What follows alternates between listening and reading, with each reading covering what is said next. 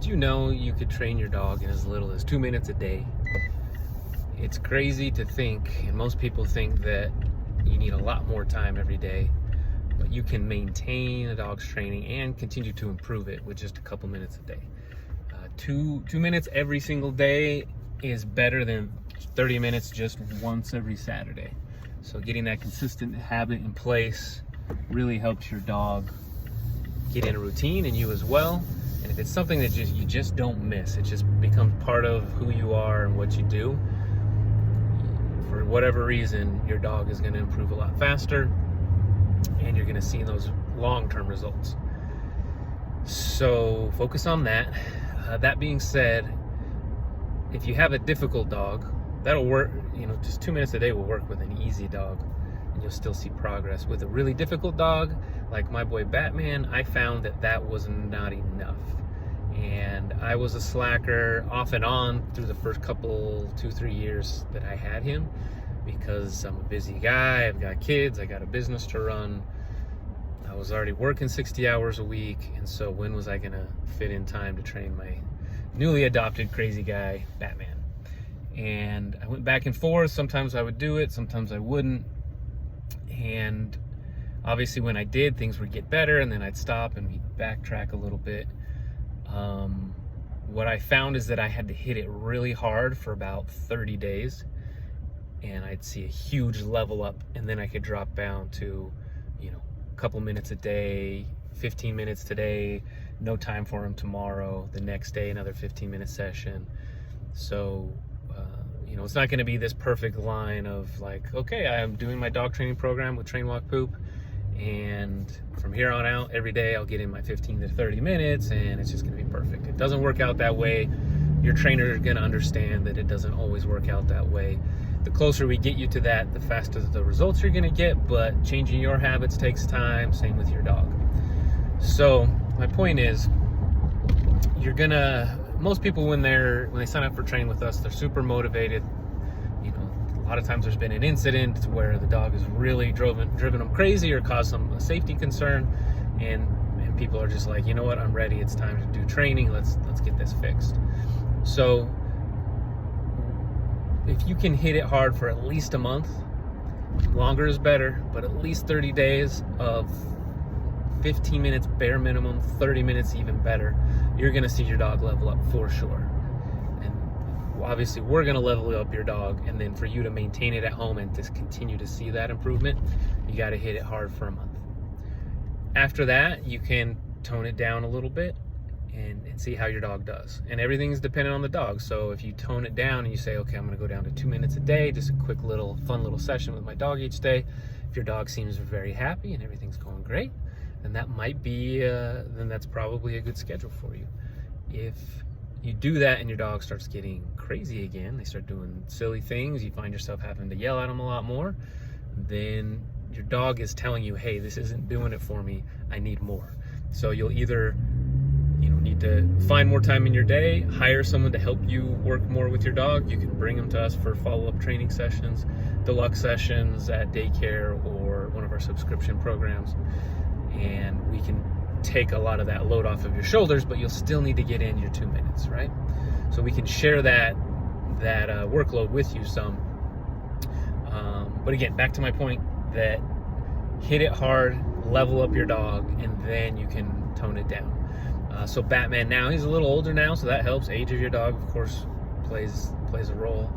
But I get him out on a walk every day. Usually we're off leash. There's a park by my house, and we do about 10-15 minutes a day. We play a little fetch. We do a little exploring, and that seems to be the perfect balance for him. As long as I do that 6 days out of the week, he's happy camper. If I miss more than a day a week, that's when Batman starts to get frustrated, and I start thinking like, why is Batman being such a pain in my ass today? And that's where I always start. I always blame the dog. I'm always like, Batman is just being such a punk. Why can't he just behave? Like, he was so good yesterday, why is he being like this? And always, and I more and more quickly now realize, typically like immediately now, whereas before I might go days or even weeks of going like, what is wrong with this dog? now it's instantly I go like, oh yeah, there's got to be something I'm doing. He's frustrated for a reason. And I look at my schedule, I look at the time I've been spending with him, and am I fitting his quality time in every day? If I am, then maybe there's something else I need to think harder, dig deeper, like what is going on that's making him act funky. But 99% of the time, it's just, hey, I've been letting other parts of my life creep in to our routine, and he's not getting that time. So I jump back on the bandwagon, I get my butt in gear, and I make sure to fit in his quality time.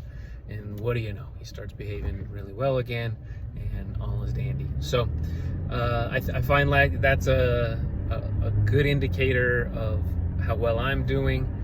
And to tie this back into how I feel like this, having a dog is like having your best self-help guru live in your house with you, is Big Bum. That he reminds me, if I fall short with my dog, it reminds me that, oh, maybe I'm doing this in other areas of my life. Maybe I'm not spending enough quality time with my kids or my wife or whatever it might be. And I use that now as a trigger to remind me, like, hey, check all the boxes of the things that you're supposed to be doing well at, and make sure that you're not slacking in another department as well. And it really helps me stay on my A game and be the best person that I can be. I'm always trying to improve that a little at a time. And I love that I have a difficult dog, a high energy dog, that forces me to, it challenges me to be a better human and better dog owner. And then I can pass these, hopefully, words of wisdom and lessons learned onto you, so that you can see these patterns in your own life and jump on them right away, so you can help your dog, and you can value your dog even more because you see how beneficial it is to other areas of your life. That's my hope anyway. I love dog ownership. I love dog owners. I think they're some of the best people in the world, and we're happy at Train Walk Boop. We're happy to serve you guys every day. I know my employees there's nothing we love more than working with dogs, and being able to tell customers about their dog's successes as they progress, as they learn new skills. We all of us light up on the team when we talk about these little wins we have, and we're actively trying to do a better job of passing that on to the customers too, because we haven't always done that. We celebrate these wins. We're like, wow, Fluffy did so good today. Look at him, he's off leash, whatever.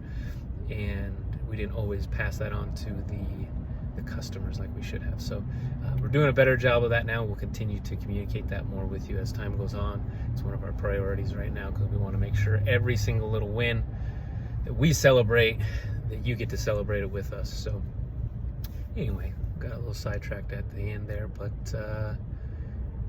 another episode in the books. I hope that you're finding these valuables, and let me know if there's a topic you want me to talk more on, and I'd be more than happy to oblige. All right, have a good one.